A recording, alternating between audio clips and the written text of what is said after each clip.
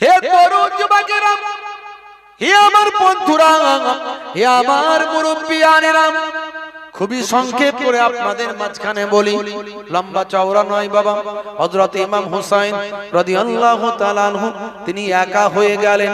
বন্ধুরা আমার, তরুণ যুবকেরা আমার, মুরব্বিয়ানেরা আমার, হযরত ইমাম হুসাইন রাদিয়াল্লাহু তাআলা আনহু তার একাকী জীবন ভালো লাগে না, মনটা বড় উদাস থাকে বাবা। এমন সময় দেখতে পাওয়া যায় ওদিকে ভাই আমার আমিরে মুয়াবিয়া তিনি কিন্তু জীবনের শেষের দিকে পৌঁছে গেলেন। হে তরুণ যুবকেরা, হে আমার বন্ধুরা, জীবনের শেষ সময়ে পৌঁছে গিয়ে সেই সময় তিনি ঠিক করলেন, অনেক চিন্তা ভাবনা করে যে আমার সন্তান ইয়াজিদ সেই খলিফা হয়ে ভালো করে দেশ চালাতে পারবে। হে তরুণ যুবকেরা, ইয়াজিদের অন্যায় কাজগুলো তিনি বুঝতে পারেননি, তখন ধরতে পারেননি ইয়াজিদ কিন্তু একজন বড্ড বদমাইশ, জালেম এবং যে একজন ভাই আমার ইসলামের শত্রু।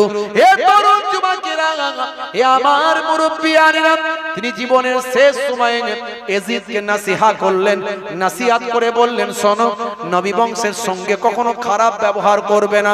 শুনে রেখে দাও, জেনে রেখে দাও, 5,10,000 দিরহাম আমি বাৎসরিক আমি নবী বংশকে কর দিয়ে থাকি, ট্যাক্স দিয়ে থাকি, নবী বংশকে আমি ভাতা দিয়ে থাকি, বাৎসরিক 5,10,000 দিরহাম তুমি কিন্তু ওটা দিতে থাকবে। হে ইয়াজিদ, মনে রেখো, নবী বংশের সঙ্গে খারাপ ব্যবহার করবে না। নবী বংশের জন্যই তো, নবীর জন্যই তো উম্মতে মুহাম্মাদি দ্বীন পেয়েছে, ইসলাম পেয়েছে। হে তরুণ যুবকেরা, এই কথা শুনে ইয়াজিদের ভালো লাগলো না, মনটা তার ভালো হলো না। কিছু সময় পরে হযরতে আমিরে মুয়াবিয়া তিনি দুনিয়া ছেড়ে ইন্তেকাল করে জান্নাতি হয়ে যায়। ইয়াজিদ রাজ ক্ষমতা পেয়ে গেল। ইয়াজিদ রাজ ক্ষমতা পাওয়ার পরে চারিদিকে হুলিয়া জারি করে দিল, যে যা আছে সব যেন আমার বায়াত গ্রহণ করে। তাড়াতাড়ি ইয়াজিদ চিন্তা করল, একমাত্র আমার সঙ্গে লড়াই করার ক্ষমতা রাখে হযরত ইমাম হুসাইন, একমাত্র খেলাফতি পাওয়ার অধিকার রাখে ইমাম হুসাইন, এবং যোগ্যতা দক্ষতার দিক থেকেও হযরত ইমাম হুসাইনই হলেন একমাত্র সর্বোচ্চ, সবচেয়ে আগে। আর আমার প্রতিদ্বন্দ্বী হযরত ইমাম হুসাইন, আমি যে আজকে খলিফা হয়েছি, বিভিন্ন ভাবে বুঝিয়ে বাজিয়ে খেলাফতি নামা পেয়ে গিয়েছেন, এটা ইমাম হুসাইন হয়তো মেনে নেবেন না। তাই তাড়াতাড়ি মদিনার গভর্নরের কাছে ইয়াজিদের পক্ষ থেকে আদেশ জারি হলো। মদিনার গভর্নর হলেন ওয়ালিদ, সেই ওয়ালিদের কাছে ভাই আমার আদেশনামা জারি হয়ে গেল, মদিনার সমস্ত মানুষকে আমার পক্ষ থেকে বায়াত করে নাও, প্রতিশ্রুতিবদ্ধ করো, আমাকে খলিফা বলে যেন তারা মেনে নেয়, এই প্রতিশ্রুতি তাদের কাছ থেকে গ্রহণ করো। বিশেষ করে হযরতে ইমাম হুসাইন রাদিয়াল্লাহু তাআলা আনহুর কাছ থেকে, বিশেষ করে আব্দুল্লাহ ইবনে ওমর রাদিয়াল্লাহু তাআলা আনহুর কাছ থেকে, আব্দুল্লাহ ইবনে জুবাইর রাদিয়াল্লাহু তাআলা আনহুর কাছ থেকে, বড় বড় নবীর সাহাবীদের কাছ থেকে। হে তরুণ যুবকেরা, হে আমার বন্ধুরা, হে আমার মুরব্বিয়ানেরা, শুনে রেখে দিন বাবা, ইয়াজিদ আদেশ জারি করে দিল, যদি কেউ আমার বায়াত গ্রহণ করতে অস্বীকৃতি হয়, যদি আমার বায়াত গ্রহণ করতে না চায়, তাকে বলে দিও তার গর্দানটা দুখানা করে দেওয়া হবে। এই নির্দেশ হুলিয়া জারি করা হলো। হে তরুণ যুবকেরা, মদিনা শরীফে চিঠি চলে গেল, একেবারে ওয়ালিদের কাছে চলে গেল। ভাই আমার, সেই সময় দেখতে পাওয়া যায় ওয়ালিদ ছিল রাসূলের নবী বংশের প্রতি সম্মানী, নবী বংশের ইজ্জত করছেন, ইমাম হুসাইনকে ভালোবাসতেন, আখিরি জামানার নবীকে, আখিরি জামানার পয়গম্বরের একজন আশিক ছিলেন। ওয়ালিদের কাছে যখন এই চিঠি গেল, ও হযরতে ওয়ালিদ থরথর করে কাঁপতে লাগলো। আরে বাপ রে বাপ, এই তো মাত্র ইয়াজিদ খলিফা হলো, বিভিন্ন চক্রান্ত করে আজকে খেলাফতি পেল, আর পেতে না পেতে সে নবী বংশের ইমাম হুসাইনের উপর এইভাবে নির্দেশ জারি করল। সে বলে নাকি গর্দান দুখানা করে দেয়া হবে, এই রকম নির্দেশ জারি করল। এত বড় জালেম ইয়াজিদ এই মাত্র খেলাফতি পেয়ে এখনই সে এই রকম নির্দেশ জারি করেছে। কি করে আমি নবী বংশকে বলি, কি করে আমি ইমাম হুসাইনকে খবরটা জানিয়ে দিই? সংক্ষেপ করে বলে দিচ্ছি, ছোট করে বলে দিচ্ছি, অনেক লম্বা ঘটনা, কারবালার ঘটনা অনেক লম্বা, বুঝতে পারছেন? ভাইরা আমার, ইমাম হুসাইন রাদিয়াল্লাহু তাআলা আনহুর কাছে খবর দেয়া হলো যে ইয়াজিদ দামেস্কে সিংহাসনে বসেছে, আর বসার পরই সব জায়গায় চিঠি পাঠিয়ে দিয়েছে সবাই যেন তার হাতে বায়াত গ্রহণ করে, যে অস্বীকৃত হবে তার গর্দানকে দুখানা করার অনুমতি দিয়েছে। এই রকম নির্দেশ জারি করেছে। বিশেষ করে মদিনায় ইমাম হুসাইন রাদিয়াল্লাহু তাআলা আনহু আপনার নাম উল্লেখ করে দিয়েছে, আপনাকে বায়াত হওয়ার জন্য নির্দেশ দিয়েছে। আমি আপনাকে কেমন করে বলি, আল্লাহ আপনাকে এই ইজ্জত দিয়েছেন, আপনি আহলে বায়াতের উজ্জ্বল নক্ষত্র, একমাত্র আপনি পাক পাঞ্জাতানের উজ্জ্বল নক্ষত্র, আপনাকে বলাটাই তো আমার জন্য বেয়াদবি, কিন্তু নিরুপায় হুজুর আপনাকে বলছি, একটু মেহেরবানি করে আপনি ভাবনা চিন্তা করুন, কয়েকটা দিন আপনি সময় নিন, একটু ভাবনা চিন্তা করুন। বুঝতে পারছেন? হে তরুণ যুবকেরা, হে আমার বন্ধুরা, হে আমার মুরব্বিয়ানেরা, হযরত ইমাম হুসাইন রাদিয়াল্লাহু তাআলা আনহু সেই সময় বলেছিলেন, ওয়ালিদ, আমার ইয়াজিদের কাছে বায়াত হতে কোনো আপত্তি ছিল না, ইয়াজিদকে নেতা বলতে, খলিফা বলতে আমার কোনো আপত্তি ছিল না, কিন্তু ইয়াজিদ হলো ফাসিক, ইয়াজিদ হলো ইসলামের শত্রু, ইয়াজিদ হলো পাপাচারী, ইয়াজিদ হলো অন্যায়কারী, ইয়াজিদ হলো জালেম, ইয়াজিদের মধ্যে কোনো ইসলামের দ্বীনের কোনো কোয়ালিটি তার মধ্যে নাই। তার হাতে যদি আমি বায়াত হই, তাহলে আমার নানা জানের রক্ত ঝরানো ইসলাম বিকৃত হয়ে যাবে, আমার নানা জানের রক্ত ঝরানো ইসলাম মানুষের কাছে ভুল বার্তা পৌঁছে যাবে, আমার নানা জানের রক্ত ঝরানো ইসলাম মানুষের কাছে ভুল ভাবে চলে যাবে। হে তরুণ যুবকেরা, হে আমার বন্ধুরা, হযরত ইমাম হুসাইন সেই সময় বলেছিলেন, ওয়ালিদ, আমি কয়েকদিন পরে তোমার কাছারিতে যাব, দপ্তরে যাব, সেখানে গিয়ে আমি আমার মতামতটা জানিয়ে দেব। হে তরুণ যুবকেরা, শুনে রেখে দেন, জেনে রেখে দেন, এমন সময় দেখতে পাওয়া যায় ভাইরা আমার, হযরতে আব্দুল্লাহ ইবনে জুবাইরের সঙ্গে পরামর্শ করলেন, আব্দুল্লাহ ইবনে ওমরের সঙ্গে পরামর্শ করলেন, বড় বড় যোগ্য সাহাবায়ে কেরামদের সঙ্গে পরামর্শ করলেন, হুজুরদের সঙ্গে সব আলোচনা করলেন। হে তরুণ যুবকেরা, হে আমার মুরব্বিয়ানেরা, তারা সকলেই একই বাক্যে ইমাম হুসাইন হুজুরের কথার উপর সম্মতি হলেন। ইমাম হুসাইন রাদিয়াল্লাহু তাআলা আনহু কাছারিতে গিয়ে নিজের মতামত জানানোর জন্য তৈরি হলেন। সঙ্গে তিনি 40 জন বীর মুজাহিদ, বীর যোদ্ধা, ভালোবাসা আর নবী আশিক ইমাম হুসাইনের আশিকদের ঠিক করলেন, বাবারা আমি কাছারিতে যাব, সেখানে ইয়াজিদের লোকজন আছে, যদি আমার সঙ্গে কোনো রকম ঝামেলা করে, তোমরা কি আমার জন্য প্রস্তুত আছো? সেই সময় বীর যোদ্ধা, বীর সৈনিক ইমাম হুসাইনের আশিক তারা বলল, হুজুর, আপনার জন্য, নবী খানদানের জন্য, নবীর নাতিদের জন্য জীবনটা উৎসর্গ করা আমরা আল্লাহর দরবারে শ্রেষ্ঠ মনে করি। হে তরুণ যুবকেরা, হে আমার বন্ধুরা, 40 জন বীর মুজাহিদ আশিকে হুসাইন, আশিকে রাসূলদের সঙ্গে নিলেন। 40টা তরবারি তারা নিল, উলঙ্গ তরবারি হাতে নিল তারা।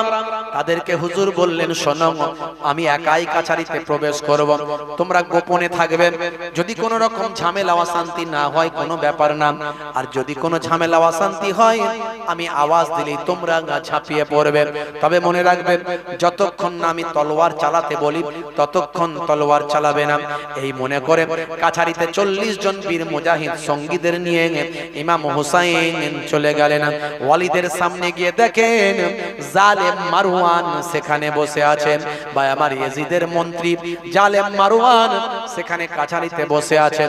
হে তরুণ যুবকেরা, ওয়ালিদের কাছে গিয়ে ইমাম হুসাইন রাদিয়াল্লাহু তাআলা আনহু সেই সময় জানিয়ে দিলেন, ইয়াজিদের কাছে বায়াত হওয়া আমার কোনো প্রশ্ন নাই, ইয়াজিদের কাছে বায়াত আমি হতাম, কোনো আপত্তি ছিল না, কিন্তু ইয়াজিদের মধ্যে ইসলাম নাই, দ্বীন নাই, নানা জানের রেখে যাওয়া আদর্শ নাই, ইসলামের সঠিক নির্দেশনা তার কাছে নাই, সে একজন ফাসিক, জালেম, সে একজন অবিচারী, অন্যায়কারী, অপরাধী, তার মধ্যে অশ্লীলতা আছে, তার মধ্যে অন্যায় আছে, তার কাছে আমি হুসাইন যদি বায়াত হয়ে যায় তাহলে নানা জানের দ্বীন ইসলামটা ক্ষতিগ্রস্ত হয়ে যাবে, নানা জানের দ্বীন ইসলামকে জিন্দা করার জন্য আমার মতো হুসাইনের জীবন কুরবান হয়ে যায়।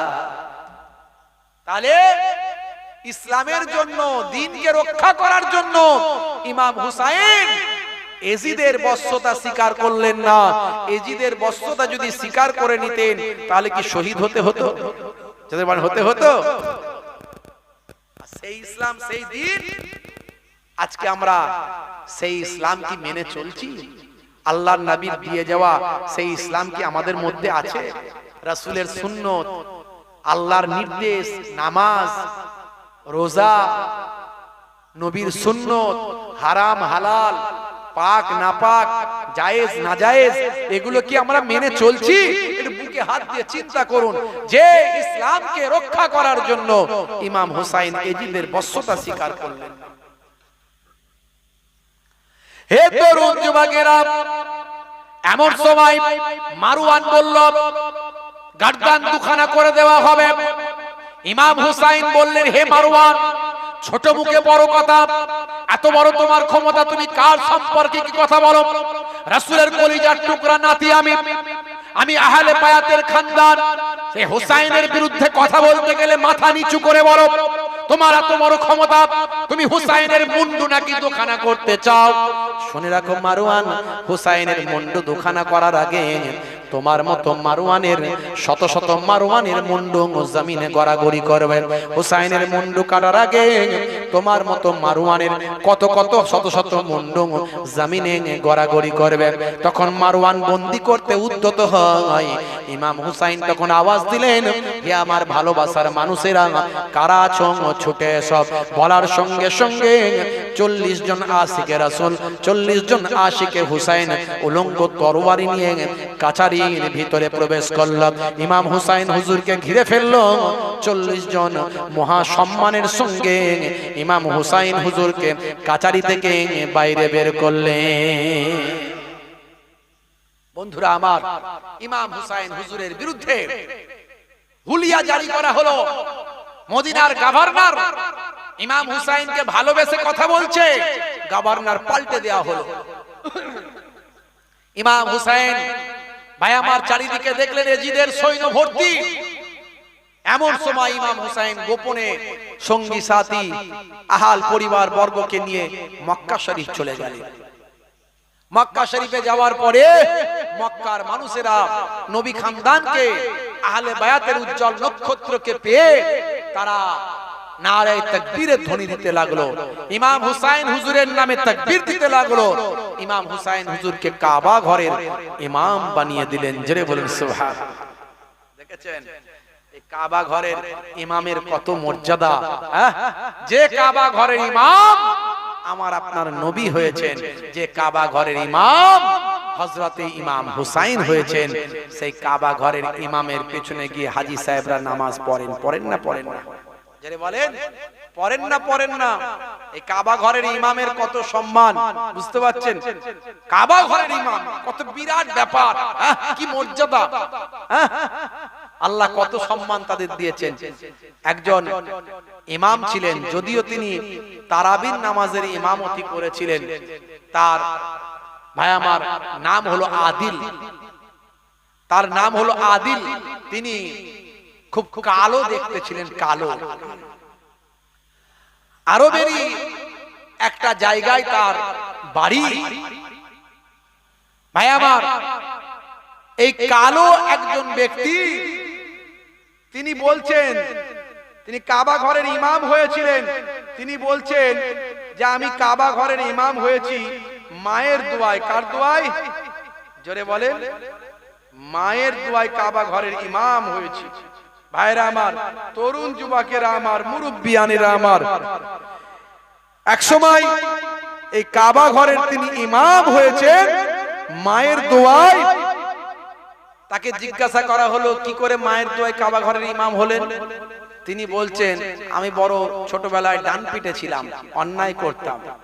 তা আমার আম্মা জান যখনই আমাকে বকাবকি করতেন, তো আমার জন্য বকে দিয়ে বকে আমার জন্য দোয়া চাইতেন, আল্লাহ যেন তোকে কাবা ঘরের ইমাম বানিয়ে দেয়। মায়ের দোয়া কবুল হয় কি হয় না? 3 শ্রেণীর দোয়া কবুল হয়। কয় শ্রেণীর দোয়া? 3 জনের দোয়া কবুল হয়। দাওয়াতুল মাজলুমে, দাওয়াতুল মুসাফিরে, দাওয়াতুল ওয়ালিদি আলা ওয়ালাদিহি। একটা হলো মাজলুম, যার উপর অত্যাচার করা হয়েছে, তার দোয়া কবুল হয়, সে যখন দোয়া চাইবে কবুল হবে। আর মুসাফির ব্যক্তির দোয়া কবুল হয়, মুসাফির যে সফরে গেছে, তার কেউ নাই, সে বিপদে পড়ে আল্লাহর কাছে দোয়া চায়, অন্তর থেকে আল্লাহ তার দোয়া কবুল করে নেয়। আর 3 নাম্বার হচ্ছে পিতামাতার দোয়া। পিতামাতার দোয়া সন্তানের জন্য কবুল হয়। ভাই আমার, এই ইমাম তার জন্য ছোট্টবেলায় তার মা দোয়া করেছিলেন, তিনি বলছেন আমার মায়ের দোয়ায় আমি কাবা ঘরের ইমাম হয়ে গেছি। তার নাম হলো আদিল, বুঝতে পারছেন, খুব কালো তিনি দেখতে। তো তবে তিনি পার্মানেন্ট ইমাম ছিলেন না, তিনি ইমামতি করেছেন, তারাবির নামাজের ইমামতি করেছেন। যাই হোক, কাবা ঘরের ইমামতির দায়িত্ব তিনি পেয়েছেন, কিন্তু পরবর্তীকালে তার পদস্খলন হয়ে গেল। পরবর্তীকালে তিনি বিভিন্ন রকম ফতোয়া দেওয়া শুরু করলেন। পরবর্তীকালে এমনকি তিনি সিনেমার নায়ক হয়ে গেলেন, বুঝতে পারছেন, সিনেমার নায়ক, কাবা ঘরের ইমাম, অভিনেতা, অ্যাক্টর হয়ে গেলেন।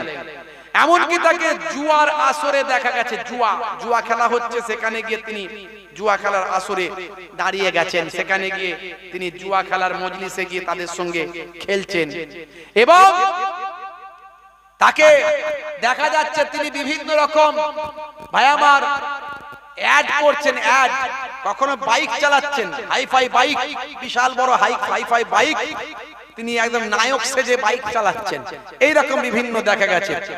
আরবের বড় বড় যারা ফোকাবিদ, যারা মুহাদ্দিস, মুফাসসির, যারা ফতোয়া দেন, তারা তার বিরুদ্ধে ফতোয়া জারি করে দিলেন, বুঝতে পারছেন, তিনি পথভ্রষ্ট হয়ে গেছেন বলে ফতোয়া জারি করলেন। তাহলে এর দ্বারাই বোঝা গেল কাবা শরীফের ইমামতি করার সুযোগ পেয়েছিলেন, তার এত সুন্দর ইলহান ছিল গলার, এত সুন্দর তেলাওয়াত ছিল গলার, কিন্তু তারও পতন হয়ে গেল। তাহলে অন্ধ ভক্ত আমাদের কারো হওয়া চলবে না। আজ যারা আপনি অন্ধ ভক্ত, তারও পদস্খলন হতে পারে। এই জন্য আমাদের সর্বদাই মাথায় রাখতে হবে, আমাদের সবচেয়ে বড় আমাদের পথ নির্দেশক সেটা হলো কোরআন এবং হাদিস। কোরআন এবং হাদিস অনুযায়ী যতদিন কোন আলেম, মাওলানা, হুজুর চলবে, ততদিন তার কথা মানবো। যখন সেই হুজুর, আলেম, মাওলানা, বক্তা কোরআন এবং হাদিস অনুযায়ী চলবে না, তার থেকে সরে আসতে হবে। কথা ঠিক না ভুল? এটা তার জ্বলন্ত প্রমাণ আপনাদের কাছে কথার মাঝখানে দিয়ে দিলাম। ভাইরা আমার, তরুণ না যুবকেরা আমার, মুরব্বিয়ানেরা আমার, যাই হোক, সেই কাবা ঘরের ইমাম হয়েছিলেন আল্লাহর নবীর কলিজার টুকরা নওয়াসায়ে রাসূল হযরত ইমাম হুসাইন রাদিয়াল্লাহু তাআলা। হে তরুণ যুবকেরা, হে আমার বন্ধুরা, হে আমার মুরব্বিয়ানেরা, শুনে রেখেন দিন বাবা, ওদিকে কুফা নগরী থেকে বারবার চিঠি আসছে, হুজুর ইমাম হুসাইন আপনি কুফায় আসুন, আপনার হাতে হাত দিয়ে আমরা বায়াত হতে চাই, আপনাকে আমরা খলিফা বলে মানতে চাই, আমরা জালেম এজিদকে খলিফা বলে মানি না, আপনি কুফায় আসুন। হে তরুণ যুবকেরা, একটা দুটো নয়, কয়েকশো চিঠি এভাবে আসতে থাকে। বিভিন্ন কিতাবের মধ্যে বিভিন্ন ঘটনা বর্ণনা করা হয়েছে। হে তরুণ যুবকেরা, ভাই আমার, হে আমার মুরব্বিয়ানেরা আমার, শুনে রেখে দেন, জেনে রেখে দেন, বন্ধুরা আমার, মুরব্বিয়ানেরা আমার, এইভাবে বারবার যখন চিঠি আসে, হে তরুণ যুবকেরা, সেই সময় মক্কা শরীফের বড় বড় সাহাবায়ে কেরামেরা, তাদের সঙ্গে ইমাম হুসাইন হুজুর আলোচনা করলেন। ইমাম হুসাইন তাদের সঙ্গে পরামর্শ করলেন, আমি কুফায়, আমাকে দাওয়াত দিয়ে ডাকা হচ্ছে, তারা আমার কাছে খলিফা হতে চায়, তারা নানা জানের দ্বীন ইসলামকে আমার কাছ থেকে শিখতে চায়, তারা আমি নানা জানের দ্বীন ইসলাম তাদেরকে যেভাবে প্রচার করব, তারা সেটা গ্রহণ করতে চায়। এজিদের কাছে তারা বায়াত হতে চায় না, এজিদকে স্বীকৃতি দিতে চায় না, তারা আমাকে স্বীকৃতি দিতে চায়। আমি কি তাদের কাছে যাব?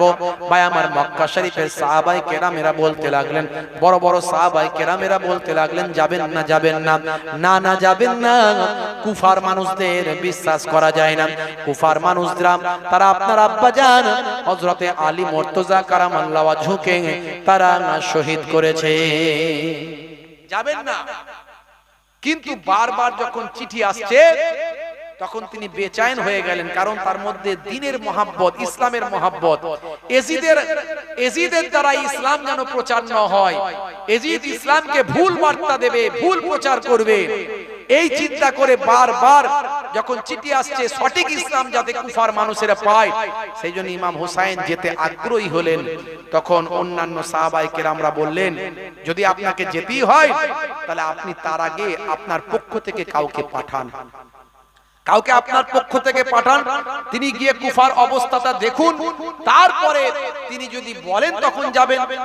ইমাম হুসাইন রাদিয়াল্লাহু তাআলা আনহু তার চাচাতো ভাই মুসলিম বিন আকিল রাদিয়াল্লাহু তাআলা আনহুকে তিনি কুফায় পাঠালেন, যাও কুফায় যাও, কুফার অবস্থা কি দেখো, তারা সত্যি কি আমাকে ভালোবাসে, তারা সত্যি কি আমার কাছে বায়াত হতে চায়, তারা সত্যি কি আমার কাছ থেকে আমাকে খলিফা বলে মনে করতে চায়, যাও গিয়ে খবর নাও। ইমাম মুসলিম বিন আকিল রাদিয়াল্লাহু তাআলা আনহু তার ছোট্ট দুটো নাবালক বাচ্চা ইমাম মুহাম্মদ আর ইমাম ইব্রাহিম, এই দুইজনকে নিয়ে চলে গেলেন কুফায়। কুফায় গিয়ে যখন পৌঁছালেন, কুফার মানুষেরা ভাবলো ইমাম হুসাইন রাদিয়াল্লাহু তাআলা আনহু এসেছেন। তখন তারা তাকবীর দিতে লাগলো, ইমাম হুসাইন হুজুরের নামে স্লোগান দিতে লাগলো, তাকবীর দিতে লাগলো। মুসলিম রাদিয়াল্লাহু তাআলা আনহু তিনি সেই সময় কুফার বিখ্যাত জামে মসজিদে দাঁড়িয়ে বললেন, আমি ইমাম হুসাইন নয়, আমি হলাম ইমাম হুসাইন রাদিয়াল্লাহু তাআলা আনহুর চাচাতো ভাই, আমি ইমাম মুসলিম, উনি আমাকে পাঠিয়েছেন, ওনার পক্ষ থেকে আমি এসেছি। যারা ইমাম হুসাইন রাদিয়াল্লাহু তাআলা আনহুকে যারা খলিফা বলে মানতে চাও, ইমাম হুসাইন রাদিয়াল্লাহু তাআলা আনহুকে যারা স্বীকৃতি দিতে চাও, তারা আমার হাতে বায়াত হয়ে যাও। এই কথা বলার পরে কয়েকদিনের মধ্যে 40,000 মানুষ ইমাম মুসলিম রাদিয়াল্লাহু তাআলা আনহুর হাতে হাত দিয়ে বায়াত গ্রহণ করলো হযরত ইমাম হুসাইন রাদিয়াল্লাহু তাআলা আনহুর কাছে। এই খবরটা ছড়িয়ে গেল দামেস্ক পর্যন্ত, দামেস্কে খবর হয়ে গেল এজিদের কাছে। এজিদ তাড়াতাড়ি আর দেরি না করে কুফা হাতছাড়া হয়ে যাচ্ছে। হে তরুণ যুবকেরা, এজিদ আর সময় দেরি করলো না। সেই সময় এজিদ মনে করলো কুফা হাতছাড়া হয়ে যাচ্ছে, কুফার মানুষ সব ইমাম হুসাইনকে খলিফা বলে মেনে নেবে, আমাকে তারা অস্বীকার করবে, আর দেরি করা যাবে না। একজন জালেম গভর্নর কুফায় নিযুক্ত করল, তার নাম হলো ওবাইদুল্লাহ বিন জিয়াদ। এই ওবাইদুল্লাহ বিন জিয়াদকে কুফার গভর্নর করে পাঠিয়ে দিল, তাড়াতাড়ি চলে যাও, কুফায় চলে যাও, আর কুফার মানুষদেরকে সব ফিরিয়ে আমার হাতে বায়াত করো, তোমার হাতে বায়াত করো, তার মানে তারা যেন আমার হাতে বায়াত হয়। হে তরুণ যুবকেরা, হে আমার বন্ধুরা, এমন সময় দেখতে পাওয়া যায় ভাই আমার ওবাইদুল্লাহ বিন জিয়াদ চলে গেল কুফাতে গিয়ে হাজির হলো, আরাবিয়ান ড্রেস পরে পৌঁছে গেল, একেবারে পা পর্যন্ত জুব্বা পরে, মাথায় পাগড়ি দিয়ে, হাতে আসা লাঠি নিয়ে ভাই আমার কুফার মসজিদে মাগরিবের সময় পৌঁছে গেল। মসজিদে মেম্বারে উঠে দাঁড়িয়ে গেল, দাঁড়িয়ে গিয়ে বলে, হে মসজিদের মুসল্লিরা, শোনো শোনো, তোমাদেরকে কাল সকাল পর্যন্ত সময় দিচ্ছি, তোমরা ইমাম হুসাইনের হাতে বায়াত হওয়ার জন্য ইমাম মুসলিমের হাতে বায়াত হয়েছে। শোনো, আমি এজিদের পক্ষ থেকে গভর্নর হয়ে নিযুক্ত হয়েছি, তোমরা জানো এজিদের ক্ষমতা, এজিদ এখন খলিফা হয়েছে না, তোমরা জানো। যদি তোমরা এখনই কাল সকালের মধ্যে যদি তোমরা এই ইমাম মুসলিমের হাত থেকে বায়াত উইথড্র করে বায়াত ফিরিয়ে নিয়ে আমার হাতে এজিদের পক্ষ থেকে বায়াত না হও, তাহলে এই কুফাতে রক্তের বন্যা বইবে। এই একটা মাত্র মারাত্মক থ্রেট দিল, ডোজ দিল, কুফার মানুষগুলো মাত্র 24 ঘন্টার মধ্যে সব ঘুরে গেল। যারা সব ইমাম মুসলিম হুজুরের কাছে বায়াত হয়েছিল 40,000 মানুষ, সব বায়াত ত্যাগ করে দিয়ে সব ওবাইদুল্লাহ বিন জিয়াদের হাতে বায়াত হয়ে গেল। বলুন না নাউজুবিল্লাহি মিন যালিক। এই হলো মুনাফিক। এই মুনাফিক মুসলমানদের মধ্যে আছে না নাই? জোরে বলেন। ঈমানের ব্যাপারে মুনাফিকি করবেন না, ঈমানের ব্যাপারে মুনাফিকি করবেন না। এমনি জায়গায় যদি মুনাফিকি করেন, মিথ্যা কথা বলেন, তার জন্য গুনাহ হবে, কিন্তু ঈমানের ব্যাপারে যদি মুনাফিকি করেন, আপনার ঈমানটা চলে যেতে পারে। বুঝতে পারছেন ভাইরা আমার, তরুণ যুবকেরা আমার, এমন সময় পরিবেশ খারাপ হয়ে গেল, ইতিমধ্যে হযরত ইমাম মুসলিম রাদিয়াল্লাহু তাআলা আনহু চিঠি পাঠিয়ে দিয়েছিলেন ভাই আমার মক্কা শরীফে, ভাই ইমাম হুসাইন রাদিয়াল্লাহু তাআলা আনহু আমার প্রাণের ভাই ও নবী বংশের উজ্জ্বল নক্ষত্র ও আহলে বায়াতের উজ্জ্বল নক্ষত্র, কুফার অবস্থা ভালো, আপনি চলে আসুন, আমার হাতে 40,000 মানুষ আপনার পক্ষ থেকে বায়াত হয়েছে, এই বলে চিঠি পাঠিয়ে দিয়েছিলেন। সেই চিঠি মক্কা শরীফে পৌঁছাতে শুরু করেছে। এদিকে ঘটনা অন্যরকম ঘটে গেছে। পরে যখন এই ঘটনা ঘটল, আবার একটা চিঠি লিখে পাঠালেন, আসবেন না আসবেন না, কুফার মানুষেরা মুনাফিক, কুফার মানুষেরা বদলে গিয়েছে, কুফার মানুষেরা উবাইদুল্লাহ বিন জিয়াদের হাতে ইয়াজিদের পক্ষ থেকে বায়াত হয়েছে, তাড়াতাড়ি আমার চিঠি পাওয়ার পরই আর আপনি আসবেন না।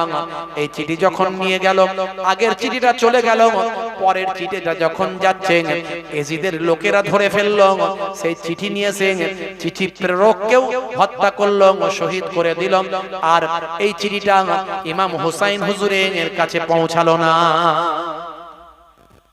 ঘটনা বিরাট লম্বা ঘটনা, আমি একদম বাদ দিয়ে শর্টকাট করে করছি, ছোট করে, আর একদম 10-15 মিনিটের মধ্যে শেষ করে দেবো। ভাইরা আমার কষ্ট হচ্ছে আপনাদের, বুঝতে পারছি, পুরো লম্বা ঘটনা শোনার মতো সময় নাই, রাত হয়ে গেছে, আর সময় আমাদের 2 থেকে 2.5 ঘন্টা মিনিমাম সময় লাগে, বুঝতে পারছি, সে সময় আপনাদের নাই, দেওয়া যাবে না সময়, শেষ করব। ভাইরা আমার, তরুণ যুবকেরা আমার, এমন সময় দেখতে পাওয়া যায় হযরতে ইমাম মুসলিম রাদিয়াল্লাহু তাআলা আনহু তিনি আত্মগোপন করলেন। ওদিকে ইমাম হুসাইন রাদিয়াল্লাহু তাআলা আনহু ইমাম মুসলিম হুজুরের আগের চিঠিটা পেয়ে মক্কাবাসীকে দেখালেন, দেখো কুফায় আমাকে আমার হাতে বায়াত হওয়ার জন্য 40,000 মানুষ আমার ভাইয়ের হাতে বায়াত হয়ে গেছে, তারা আমাকে খলিফা বলে মানে। তখন ইমাম হুসাইন রাদিয়াল্লাহু তাআলা আনহু 72 জন সঙ্গী সাথী, আহাল পরিবার বর্গ, 40 জন পুরুষ, 32 জন মহিলা, সঙ্গে বাচ্চা কাচ্চা সব নিয়ে, পরিবার নিয়ে কুফার দিকে যাচ্ছেন। কুফায় যুদ্ধ করতে নয়, কুফার মানুষকে হেদায়েত করতে, ওয়াজ করতে, সেখানে থাকতে, সেখানকার মানুষকে দ্বীনের প্রচার করতে যাচ্ছেন। ওদিকে পরের চিঠিটা আর তিনি পেলেন না, ওদিকে কুফার অবস্থা বদলে গেল। ভাইরা আমার, ইমাম মুসলিম রাদিয়াল্লাহু তাআলা আনহুকে খোঁজাখুঁজি শুরু হয়ে গেল, কোথায় আছে ইমাম মুসলিম। ইমাম মুসলিম রাদিয়াল্লাহু তাআলা আনহুকে আল্লাহর নবীর একজন প্রবীণ সাহাবী ছিলেন, তার নাম হলো হযরতে হানি রাদিয়াল্লাহু তাআলা আনহু, তার বাড়িতে তিনি আত্মগোপন করলেন। আর 2 নাবালক সন্তান হযরতে ইমাম মুহাম্মদ, ইমাম ইব্রাহিম, তাদেরকে অন্যের বাড়িতে আত্মগোপন করার জন্য রেখে দিলেন। কঠিন পরিস্থিতি, চারিদিকে সব উবাইদুল্লাহ বিন জিয়াদের লোক ঘুরে বেড়াচ্ছে, সৈন্য ঘুরে বেড়াচ্ছে, খোঁজা হচ্ছে মাত্র কজনকে, একজনকে, তিনি হলেন ইমাম মুসলিমকে খুঁজে বের করার চেষ্টা হচ্ছে। হে তরুণ যুবকেরা, হে আমার বন্ধুরা, শুনে রেখে দিন বাবা, চারিদিকে খুঁজে পাওয়া যায় না।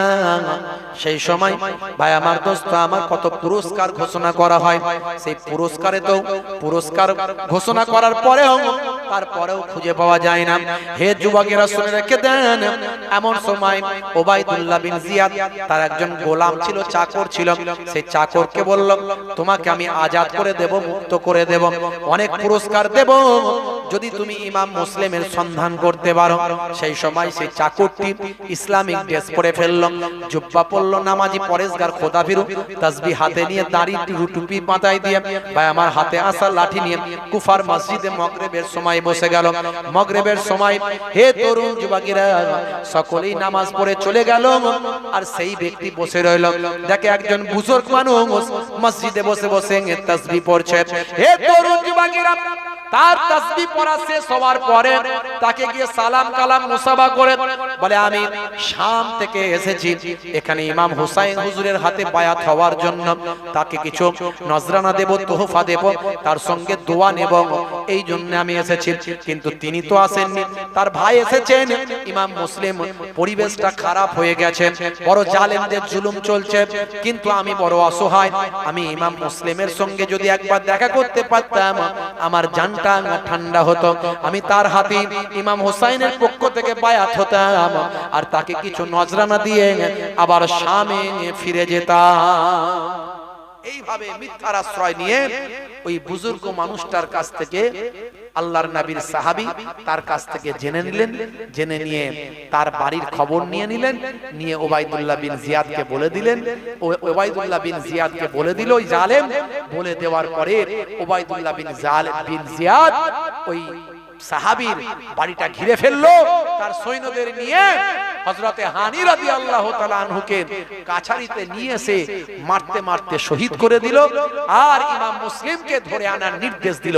ইমাম মুসলিম বীর যোদ্ধা, বীর সৈনিক, ভাইরা আমার, রাসূলের বংশের খানদানের সন্তান, উজ্জ্বল নক্ষত্র, ভাই আমার, আল্লাহর নবীর রূহানি দোয়া তার প্রতি আছে। সে তখন উলঙ্গ তরবারি নিয়ে রাস্তায় বেরিয়ে পড়লেন। শহীদ তো হতে হবে, সামনে থাকো, এগিয়ে এসো। ইসলামের জন্য, দ্বীনের জন্য যদি শহীদ হই, কালেমার জন্য, নবীর দ্বীনকে রক্ষা করার জন্য, ইসলামকে হেফাজতের জন্য যদি শহীদ হয়ে যায়, আল্লাহর দরবারে আমার এই শাহাদাতটা আল্লাহর দরবারে অনেক মর্যাদা সম্পন্ন হয়ে যাবে। বেরিয়ে এসো, কার ক্ষমতা আছে। ইমাম মুসলিম রাদিয়াল্লাহু তাআলা আনহু ময়দানে নেমে গেলেন। জালেমরা ঘিরে ফেললো, তীর চালাচ্ছে, তিনি ঢাল দিয়ে রক্ষা করছেন। তলোয়ার চালাতে আসে, তার তলোয়ারের আঘাতে তারা কচুকাটা হয়ে যায়। এইভাবে বহু মানুষ তারা কচুকাটা হয়ে গেল, জালেমরা সব ধ্বংস হয়ে গেল। শেষে অবশেষে বল্লাম এসে আঘাত করলো, তিনি আক্রান্ত হয়ে গেলেন, তিনি জমিনে পড়ে গেলেন। সেই সময় রক্ত ঝরছে, পাথর এসে নিক্ষেপ করলো, পাথরে আক্রান্ত হলেন, রক্তাক্ত হয়ে গেল, জমিনে পড়ে গেলেন। এমন সময় পিপাসায় কলিজা ফেটে যায়। সেই সময় একটা বুড়ি মা সেখানে পানি নিয়ে দাঁড়িয়ে ছিল। তিনি আওয়াজ দিয়ে বললেন, মা, বুড়ি মা, একটু পানি কি আমাকে পান করাতে পারো? বুড়ি মার নবী বংশের প্রতি মহাব্বত ছিল, নবীর কলিজার টুকরাদের প্রতি ভালোবাসা ছিল। সেই বুড়ি মা তখন পানিটা এগিয়ে দেয়, কিন্তু জালেমরা সেই পানি আর পান করতে দিল না। ইমাম হুসাইন রাদিয়াল্লাহু তাআলা আনহুকে কাছারিতে নিয়ে গিয়ে ইমাম হযরতে ভাই আমার মুসলিম রাদিয়াল্লাহু তাআলা আনহুকে কাছারিতে নিয়ে গিয়ে তাকে শহীদ করে দেয়া হয়। তিনি শহীদ হয়ে ইন্তেকাল করলেন। ইন্না লিল্লাহি ওয়া ইন্না ইলাইহি রাজিউন। বাচ্চা দুটো, ছোট্ট বাচ্চা, নাবালক সন্তান, 7 বছর 8 বছর করে বয়স, তাদেরকে নিয়ে এসেছিলেন ইমাম মোহাম্মদ, ইমাম ইব্রাহিম। আহারে ছোট্ট বাচ্চা দুটো, তাকে রাখা হয়েছে একজন সাহাবীর বাড়ি। কিন্তু তিনি চিন্তা করলেন, এই ছোট বাচ্চা দুটোকে খোঁজাখুঁজি চলছে, যদি খুঁজে পেয়ে যায় তাহলে বিপদ আছে। তাই ভাই আমার, ফজরের সময়, ভোরের বেলা, গভীর রাত্রিতে, সুবে সাদেকের সময় ব্যবসায়ীরা ব্যবসা করতে মক্কা শরীফের দিকে যায়, মক্কায় যায়, মক্কা শরীফে যায়।